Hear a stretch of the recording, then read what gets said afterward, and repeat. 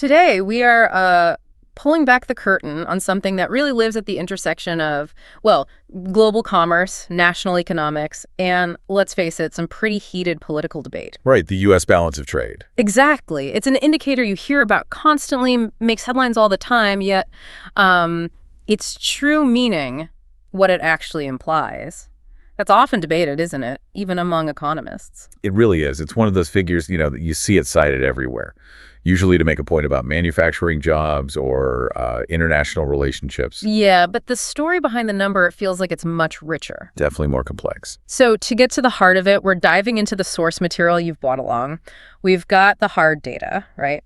Straight from the U.S. Census Bureau and the Bureau of Economic Analysis, the official scorekeepers. Yep, the BEA. And alongside that, an insightful article from Investopedia, which seems to provide some essential economic context, different perspectives too. Yeah, combining that latest data with, solid economic analysis is really key here. The numbers on their own, well, they can be a bit misleading if you don't understand the forces driving them. Or what different economic schools of thought actually say they signify. Precisely. Okay, so our mission today, it's straightforward but deep. We're going to clearly define what the trade balance actually is, why a deficit or a surplus even occurs. Then zoom in on the most recent data, specifically the, surprisingly large movements in March 2025. That was a big month. We'll see where these imbalances are happening around the world.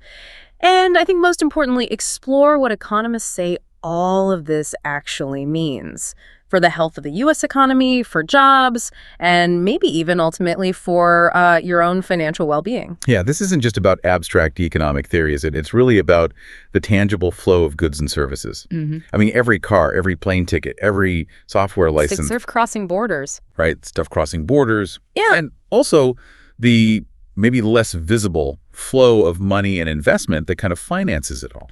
Understanding this balance, I think, is critical to understanding America's role in the global economy right now. All right. Ready to unpack this. Let's dive in. Okay, let's build this from the ground up then. When we talk about the U.S. balance of trade, what exactly are we measuring? And, what's the fundamental difference between a trade deficit and a trade surplus? Okay, so at its most basic level, the trade balance is actually a pretty simple calculation. Yeah. You take the total value of everything a country exports, sells to the rest of the world. Right. And you subtract the total value everything it imports, buys from the rest of the world. And you do that over a specific period, like a month or a year. And that includes both physical goods and services. Critically, yes. Yeah. Both. Physical goods, think oil, cars, soybeans, electronics, and services, which are those non-physical transactions, like tourism, consulting fees, financial services, intellectual property licenses, things like that. Okay, so simple math. If the U.S. sells more goods and services combined to other countries than it buys from them, in terms of dollar value, that difference, that's a trade surplus. Exactly. The U.S. is exporting more value than it's importing. Simple as that. And conversely then, if the U.S. buys more goods and services from the rest of the world than it sells, well, then it has a trade deficit. Correct. And for the U.S., this has been the norm for quite a long time now, running a consistent and often pretty large trade deficit. So in simple terms, we're buying more stuff from abroad than we're selling abroad. That's the bottom line, yeah. And this is where I think the common, often politically charged interpretation kicks in. You frequently hear the argument that a trade deficit is somehow inherently bad, right? Like, if a country is buying more from the rest of the world than it's selling, it must be hurting domestic industries, costing jobs, because that demand is going overseas instead of staying home. That is certainly the simple view. And it's a powerful one politically, no doubt about it. However, the source material we're looking at, it's careful to point out that this is an overly simplistic view.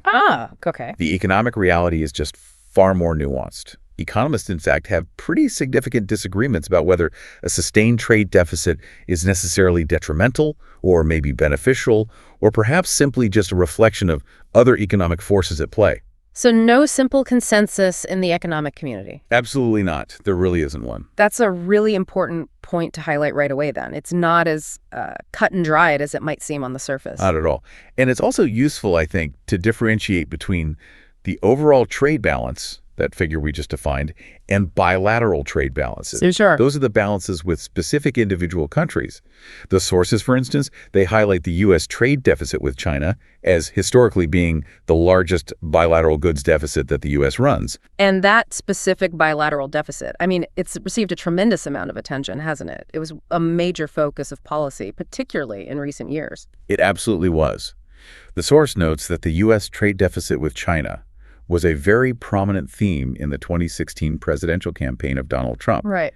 It was frequently cited as a primary justification for his administration's decision to, well, initiate a trade war with China. Okay. The core argument, as reported in the source, was basically that by reducing or eliminating this bilateral deficit with China, the U.S. would somehow bring manufacturing jobs back home, strengthen its own economy. That was the idea. And the source explicitly mentions that President Trump followed through on this approach. It says he imposed 10% tariffs on Chinese goods soon after beginning his second presidential administration in 2025. That's stated directly in the source, yes. Yeah. It's presented as a factual policy action taken within that specific framework, using tariffs to address a perceived negative impact of that bilateral deficit on the U.S. economy. So it's important we present this impartially, right? Just reporting what the source says about how this debate translated into policy. Exactly. We're not endorsing the view or the policy, just showing how the economic debate and specific data points can translate into real-world actions. It really underscores just how high the stakes are perceived to be. Definitely. Okay, so we've got the foundational definitions, deficit versus surplus, overall versus bilateral. And we see how these numbers can become central to political platforms and policy actions using that example of the China deficit and the 2025 tariffs. Now, let's turn to the very latest data release you've provided, those March 2025 figures. What was the headline number for the total U.S. goods and services deficit that month? Okay, the official figure for the U.S. goods and services deficit in March 2025, it came in at a substantial $140.5 billion. $140.5 billion. Wow. How does that compare to the previous month, to February? Was it a big change? It was a very significant change, yeah. The revised deficit for February was $123.2 billion. So in just a single month, the deficit widened by $17.3 billion. $17.3 billion wider in 1 month. That's quite a jump. It is, yeah. A really noticeable month-over-month increase. What accounted for that large movement? Was it driven more by the goods side or the services side? The vast majority of that increase came from the goods side of the ledger. The goods deficit alone, it increased by a substantial $16.5 billion in March. $16.5 billion, just on goods. Just on goods, reaching $163.5 billion for the month. Meanwhile, the U.S. still runs a surplus in services trade that's consistent. Right. But that surplus actually decreased slightly in March. It fell by about $0.8 billion, down to $23.0 billion.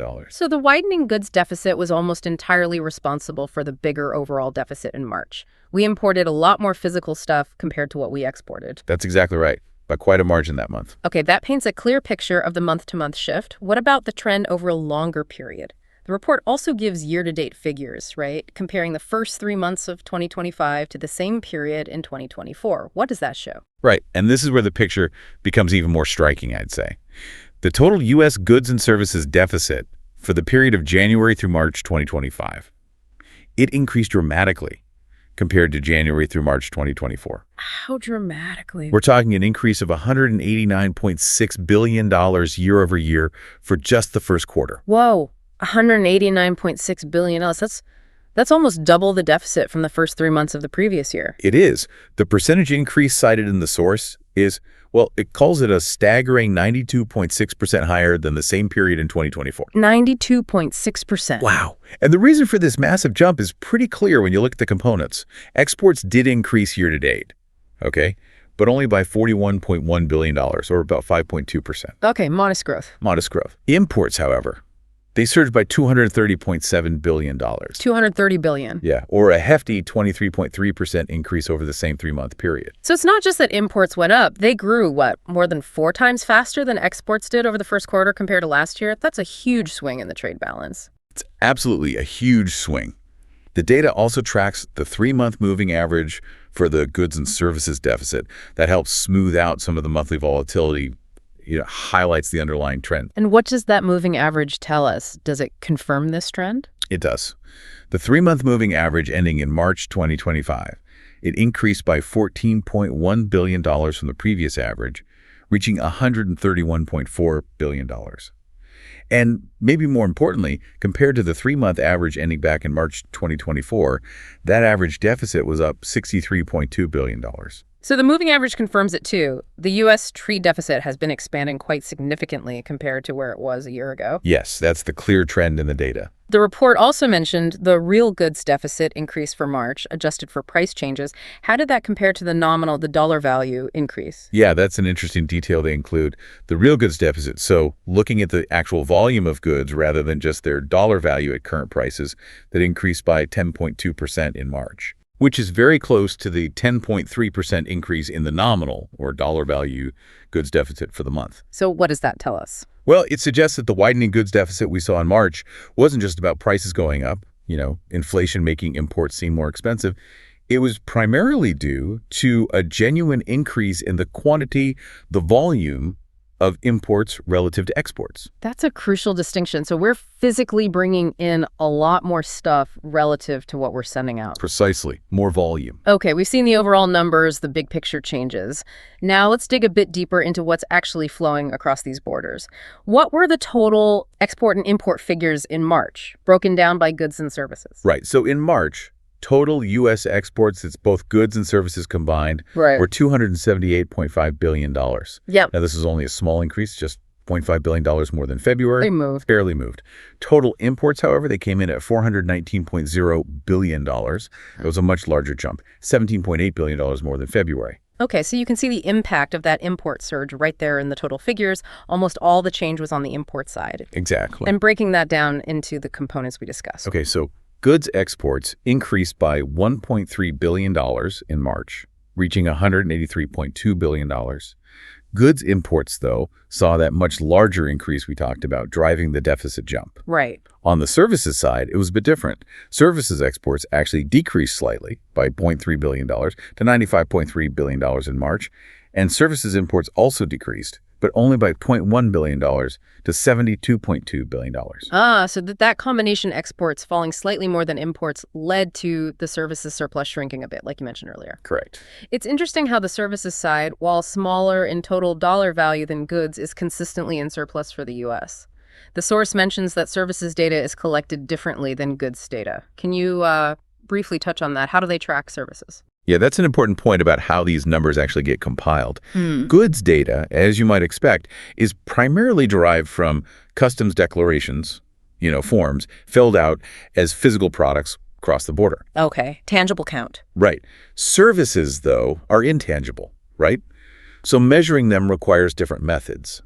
The source explains that services statistics rely on a combination of things: comprehensive quarterly surveys, annual surveys, less frequent benchmark surveys. So surveys of businesses. Surveys of businesses, exactly, supplemented by monthly reports for certain categories where they can get monthly data. So it's not based on a physical count or declaration at the border, like goods. Correct.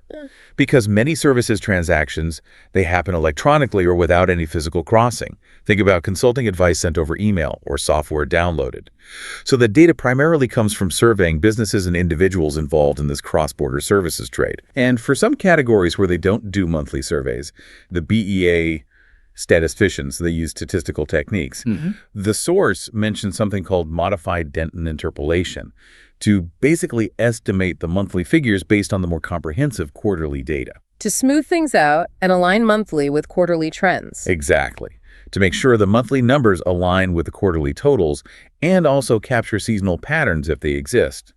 Services data is also seasonally adjusted, just like the overall figures, to account for regular yearly fluctuations, like tourism peaks. That helps understand why there might be revisions to the data later on as more complete survey results come in. Precisely. It's an ongoing process. The source also lists several broad categories the BEA tracks for services trade. Now, we probably don't need to go through all 11 in painstaking detail. No, probably not. But could you give us a sense of the types of services included in this trade balance calculation? What are some of the significant examples that contribute to that surplus? Absolutely. Yeah. Instead of listing every single one, let's highlight some of the key areas that make up U.S. services trade based on the source's definitions. Think about things like professional and management consulting services. Okay. This covers a huge range, everything from legal and accounting services provided across borders to architectural, engineering, advertising, market research. The U.S. is a major exporter in many of these high-skill areas. So if a U.S. consulting firm advises a foreign company, that counts as a U.S. services export. Precisely. Another really significant category is related to intellectual property. Ah, like patents and copyrights. Exactly. Charges for the use of patents, trademarks, copyrights, licenses to reproduce and distribute things like books, software, films. It's essentially a measure of the value derived from American innovation and creative content being used abroad. Okay. Though it's worth noting, the source clarifies that simply buying a standard piece of software off the shelves or watching a movie as an end user usually doesn't fall here. It's more about the licensing and the distribution rights. That distinction makes sense. Yeah. What about areas like technology? That must be big. Oh, huge. Telecommunications, computer and information services.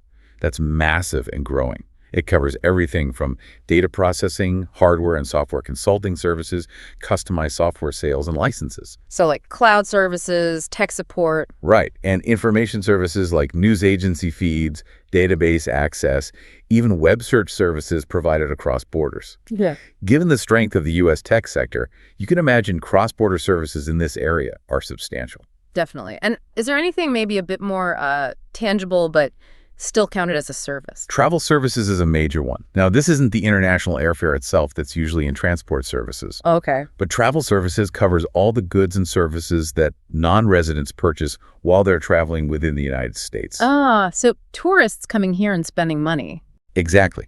Think about foreign tourists paying for hotels, meals, internal transportation like domestic flights or trains entertainment, shopping for gifts, souvenirs, even short-term business travelers' expenses while they're physically here in the U.S. So that's a U.S. services export because it's spending by foreigners in the U.S. Correct. It represents spending by foreign visitors injected into the U.S. economy. It's a huge component of U.S. services exports.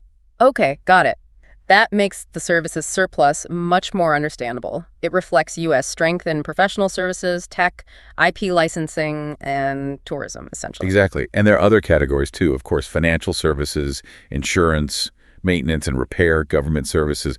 But those examples really give you a flavor of the significant and often somewhat invisible transactions that contribute to that overall services surplus number. That detail really helps demystify what's actually behind that services figure. Okay, now let's zoom back in on the goods deficit again. The source provides a country and area breakdown for the goods balance, specifically in March 2025. Where were these significant imbalances happening globally? Right. And it's really crucial to remember, as the source points out very clearly, that this country and area data is not seasonally adjusted. Important caveat. Very important. Also, the individual country or area balances, they don't necessarily add up neatly to the total seasonally adjusted goods deficit we discussed earlier. So comparing these directly with the total should be done cautiously. These are snapshot figures just for March 2025. Understood. Raw data for the month. But it still gives us a kind of map, right? A map of the major trading relationships driving that goods deficit. So which countries or areas do the U.S. actually have a goods surplus with in March? Okay, so in March 2025, the U.S. had good surpluses, meaning we sold more physical stuff to them than we bought from them with several places. The largest were with the Netherlands, about $4.5 billion surplus. Netherlands. South and Central America as a combined region, $3.2 billion surplus. Hong Kong, $1.9 billion. The United Kingdom, $1.2 billion. Then smaller ones with Singapore, Channel 5B, and Brazil, Tour 5B, and Saudi Arabia. Too bad. Interesting mix. The Netherlands often acts as a distribution hub for Europe. South and Central America are close trading partners. UK is a major economy. And Saudi Arabia, well, that's likely linked to energy trade. Plausible links, yeah. Now, for the other side of the coin, the significant goods deficits. Where was the U.S. buying substantially more goods than it was selling in March? All right, this is where the big numbers come in. The largest goods deficits in March 2025 were first with the European Union as a bloc, a huge $48.3 billion deficit. $48 billion with the EU. Wow. Yeah, followed, perhaps surprisingly to some, by Ireland individually, with a deficit of $29.3 billion. Ireland. That high. Very high for that month, yes. Then came China at $24.8 billion deficit. After that, Mexico, 16.8 Bs. Switzerland, $14.07 Bs. Vietnam, $14.01 Bs. Taiwan, $8.00 Bs. India, $7.07 Bs. Germany individually, $7.05 Bs. So Germany is part of the EU total, but also listed separately? Right, they break out some major individual countries. Yeah. Then South Korea, $6 any piece. Japan, $5 8 Bs. Canada, $4 and 9 Bs. Italy, $4 or 4 Bs. France, $3 and 9 Bs. Malaysia, $3 2 Bs. Australia, $1 8 Bs. And even Belgium, 1 Bs. That's a really comprehensive list. It highlights major manufacturing and export powerhouses around the globe. And what immediately jumps out at me listening to that is that while the deficit with China is significant, $24.8 billion in March. Just so very large. Still very large, absolutely. But it was actually smaller than the deficit with the European Union as a whole, and even smaller than the deficit with just Ireland in that specific month's non-seasonally adjusted data. Correct. That might surprise people who tend to only hear about the China deficit being the biggest problem. It's a crucial point that comes directly from the data provided for that month. The EU, of course, is a massive integrated economy, so a large aggregate deficit isn't totally unexpected. It represents trade with 27 member countries. Ireland's figure being so large is particularly noteworthy here. And while the source doesn't explicitly state why for March 2025 specifically, large bilateral goods deficits with countries like Ireland are often influenced by trade patterns in specific high-value industries. Like what? Things like pharmaceuticals, chemicals, or perhaps specialized manufacturing, where goods might be shipped there for final processing or distribution before coming to the U.S. It points to the complexity, you know? It's not just about one or two trading relationships. Absolutely. And the source does clarify which specific countries are included in those larger regional groupings, like the Euro area or the Pacific Rim countries, right? So you could dig into the composition of those aggregates if you wanted to. Yes, that definitional clarity is there in the source material if you need it. Okay, so we've got the hard numbers for March and the first quarter of 2025. We've seen a significant widening of the overall deficit, driven mostly by goods imports. And we now know which countries and areas were the largest contributors to the goods deficit, at least in that March snapshot. Now let's circle back to that core question raised by the Investopedia source. What do economists actually think about sustained trade deficits? Is it a problem or, well, maybe not? Right. This is really where the debate heats up, and as the source says very clearly, there's just no simple consensus. Let's maybe look first at the arguments often put forward by those who see potential advantages, or at least benign interpretations, of a trade deficit. Okay, so what are the arguments for, or maybe tolerating a trade deficit? What are the potential upsides? Well, one of the most straightforward points is simply consumer benefit. Imports give people, and businesses too, access to a wider range of goods and services than could maybe be produced domestically, or perhaps they can get them at lower prices or higher quality. Like tropical fruits in winter, or specialized electronics from Asia, or certain European cars. Exactly. A deficit, in this view, can simply mean that consumers and businesses are able to acquire what they want or need from wherever in the world it's best sourced. It's about choice, efficiency. So it's about choice and potentially lower costs or better quality for the buyer. That makes sense. Right. But perhaps the most significant economic argument mentioned in the source relates to the flip side of the deficit. The flip side. Yeah, the inflow of foreign capital that has to accompany a trade deficit. Okay, how does a trade deficit lead to foreign capital coming in? Explain that link again. Okay, think about it this way. If the U.S. is consistently spending more dollars on imports than it's earning dollars from exports, there's a net outflow of dollars. Or maybe think of it as a higher demand for foreign currency to pay for those imports compared to the supply of foreign currency earned from exports. Okay, money flowing out, basically. Net money flowing out on the trade side. Yeah. Now, to balance the overall international accounts, because they have to balance that difference, has to be financed somehow. And that financing comes in the form of foreign entities acquiring U.S. assets. Acquiring U.S. assets, like what? They can lend money to the U.S. government. That means buying U.S. Treasury bonds. They can invest directly in U.S. businesses, building factories here, buying companies. They can buy U.S. stocks or U.S. real estate. Ah, okay. So the trade deficit, which is a deficit in the current account, is essentially balanced by a surplus in the capital account, meaning more foreign money is coming into the U.S. to buy assets than U.S. money is going out to buy foreign assets. Precisely. It's fundamentally an accounting identity. The two have to balance. And the argument then becomes, if this foreign capital inflow, this money coming in, is invested wisely within the U.S. economy, well, then it can be a significant positive force. How so? It provides a pool of funds that can be used for domestic investment, building factories, developing new technologies, improving infrastructure investment that might not have been possible if we relied solely on domestic savings. So foreign investment, which is kind of enabled or financed by the trade deficit, can actually boost U.S. productivity and economic growth. That's the theory, exactly. The source even uses the historical example of the U.S. back in the 1800s. The country ran trade deficits during periods of rapid industrialization. Right, building the country. And foreign investment, particularly from Britain, was crucial in funding things like the massive expansion of the railroad network. That was fundamental to America's economic development. So this view sees foreign capital being attracted by a dynamic U.S. economy as actually a sign of strength and a source of growth, not necessarily a weakness. That definitely challenges the simple deficit is bad narrative. Are there other potential upsides mentioned in the source? Well, the source mentions that job growth may occur in certain sectors. Now, this is a bit vague, but it could be, say, in industries that use imported components to produce their own goods more cheaply, making them more competitive globally. Or maybe jobs in logistics, shipping, port operations, the industries that handle all those imports. Exactly. Sectors involved in facilitating the trade itself. There's also the point, highlighted as a fast fact in the source, that a trade deficit can sometimes just be an indicator of strong domestic demand and consumer spending. How does that work? Well, if consumers and businesses are feeling confident, they're spending more, buying more stuff. And often a significant chunk of that stuff is imported. So a widening deficit could, paradoxically, be a symptom of a healthy, growing economy where demand is strong. Interesting. So a deficit isn't always bad. It could even signal economic health in some ways. Okay, those are the potential pros or the alternative interpretations.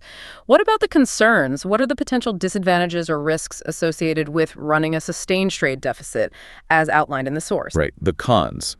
The primary concern is really the flip side of that foreign capital inflow we just discussed. While it can be a source of growth, There's a but. there's a but. The source warns that if that foreign capital is invested unwisely, maybe in speculative bubbles rather than productive assets, or if there's a sudden reversal or flight of that capital, well, that can lead to significant financial instability and economic pain, potentially even triggering a recession. So it's like depending too much on foreign lenders or investors who might suddenly get nervous and decide to pull their money out. Exactly that. The course provides a pretty stark cautionary tale here. The East Asian financial crisis back in 1997-98. Right. I remember that. Countries like Thailand, Indonesia, Malaysia, they had experienced huge inflows of foreign capital in the preceding years. Some of it, unfortunately, financed speculative investments like property bubbles. When investor confidence suddenly evaporated, capital flowed out incredibly rapidly. And the result. Currency collapses, banking crises, severe recessions in those economies. It's a classic example of the potential risks of becoming overly reliant on potentially volatile foreign capital flows. So the source of the financing matters, and its stability is absolutely key. It really does. Other potential disadvantages mentioned in the source include the possibility of protectionist measures, like the tariffs we discussed President Trump imposing on China. Right. While those might be intended to reduce imports and the deficit, tariffs often raise costs for domestic consumers and businesses who rely on those imports. And they frequently invite retaliatory tariffs from trading partners, which then hurts the country's own exporters. Basically, sparking a trade war, which can harm everyone involved. Precisely.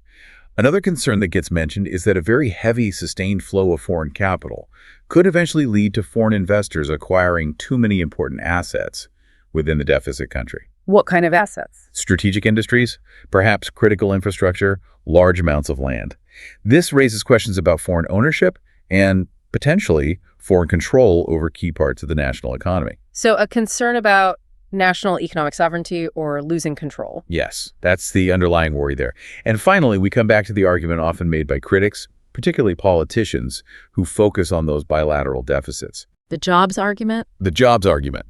The potential for job losses in domestic industries that compete directly with imports. And the source provides specific data on this point, right? Relating to China. It does. The source cites research from the Economic Policy Institute, which is an organization known for analyzing the impact of trade on labor. Their research, as cited, estimated that the surge in Chinese imports between 2001 and 2018 was associated with the loss of some 3.7 million U.S. jobs. 3.7 million, that's a huge number. It is. And the research indicated that a significant majority, about 75% of those estimated losses, occurred specifically in the manufacturing sector. This type of research, of course, fuels the political argument that specific trade relationships, like the one with China, have directly harmed domestic employment in certain key industries. That brings us full circle, doesn't it? Back to the policy motivations we talked about at the beginning. It's really clear that both the perceived advantages and the perceived disadvantages have evidence and strong arguments backing them. No wonder there's this lack of consensus among economists. Exactly. And the debate isn't just academic, is it? It has very real-world policy consequences because different views on the deficit naturally lead to very different policy prescriptions. Do nothing. Impose tariffs. Change tax policy. Right. And the Investopedia source offers what many economists consider maybe the most fundamental way to understand a sustained trade deficit, viewing it not just as a trade issue per se, but as a reflection of a country's underlying balance between its domestic savings and its domestic investment. Yes. This is often called the savings investment identity. It's a core concept in macroeconomics. The basic idea is that a country's trade balance is structurally, mathematically linked to its national savings rate minus its domestic investment rate. Savings minus investment equals trade balance. Essentially, yes. So if a country's domestic savings from households, businesses, government are insufficient to fund all the desired domestic investment, again, by businesses, government, households building houses, etc., well, it must attract savings from abroad to fill that gap. So let me see if I follow. If U.S. savings aren't enough to pay for all the factories you want to build, all the equipment businesses need, all the infrastructure projects, plus all the government spending and consumer purchases, we have to borrow from or sell assets to foreigners to finance the difference. That's the mechanism in a nutshell. A trade deficit means the U.S. as a whole is spending more than it's earning from its own domestic production for its own use. That excess spending has to be financed by a capital inflow from the rest of the world. So in this view, the trade deficit is really a symptom or maybe a reflection of the U.S. having a national savings rate that is low relative to its total level of investment and consumption. So the persistent U.S. trade deficit suggests a persistent national savings investment gap, which is being consistently financed by the rest of the world lending to us or investing here. That's the economic identity. And from this particular perspective, the foreign capital coming in isn't necessarily a negative thing in itself. As we discussed earlier, it can actually enable a higher level of investment and potentially faster economic growth than would be possible if the country had to rely solely on its own, perhaps lower domestic savings pool. So it could be seen as the global financial markets providing the necessary funds for the U.S. economy to operate at its current level of consumption and investment, even if domestic savings are low. Exactly. It can be framed as a vote of confidence in a way foreigners are willing to invest their savings in U.S. assets. And tying this back to that fast fact from the source, a trade deficit can signal strong consumer demand. Strong demand might outpace domestic supply, requiring imports, but it might also signal attractive investment opportunities for both domestic and foreign capital, right? That's right. Strong demand can lead to more investment as businesses try to keep up, potentially widening the savings investment gap and the trade deficit, but maybe for good reasons related to growth. Yeah. So in this view, the deficit isn't the primary problem in itself. It's a symptom. It's more of a consequence, perhaps, of potentially low domestic savings and high consumption or investment relative to that savings. And addressing the deficit from this perspective would require policies aimed at increasing national savings or maybe reducing investment or consumption, none of which are simple or necessarily desirable policy goals. This has been incredibly illuminating, really moving from just looking at the raw numbers to understanding the complex economic theories and debates behind them. We've seen the latest data from March 2025 in the first quarter showing that sharp widening of the deficit, particularly in goods, driven by really strong import growth. Yeah, imports significantly outpaced exports. And we've pinpointed the areas and countries where these goods imbalances were largest in March, noting, interestingly, the scale of the EU and especially the Ireland deficits in that month relative to the much-discussed China deficit. Right. The geographic distribution is important. And we've thoroughly explored the economic debate, presenting the arguments from the source material that a deficit can, reflect healthy demand, provide access to desired goods, and even facilitate growth through foreign investment. but counterbalanced, of course, by the real concerns that deficits can lead to dependence on potentially unstable foreign capital. They might contribute to sector-specific job losses and raise issues of foreign ownership and the potential for trade conflicts like tariffs. The source clearly shows there are valid points on both sides. The true impact of a deficit seems to depend heavily on the underlying economic conditions, how that associated capital flow is managed, how it's utilized. Absolutely. Productive investment versus speculation makes a huge difference. And we've landed on that fundamental economic identity, the trade deficit, as a mirror, really, of a country's savings and investment imbalance. It feels like a powerful lens through which to view these numbers. It definitely shifts the focus, doesn't it? From just the trade flows themselves to the, well, deeper structural characteristics of the economy. Which brings us to a powerful, perhaps slightly provocative final question to leave you, our listener, with. Given that the persistent U.S. trade deficit is seen by many economists as fundamentally reflecting this imbalance between national savings and national investment, what does the sheer scale and the sheer persistence of that deficit truly tell us? Not just about what the U.S. buys and sells globally, but about the fundamental structure, the priorities, and perhaps even the long-term vulnerabilities of the U.S. economy itself. A question that definitely goes well beyond the monthly headlines and the political soundbites. Indeed. That's our deep dive for today. We hope you now have a much more comprehensive understanding of the U.S. balance of trade and the complex forces, the debates behind those often cited, often debated numbers.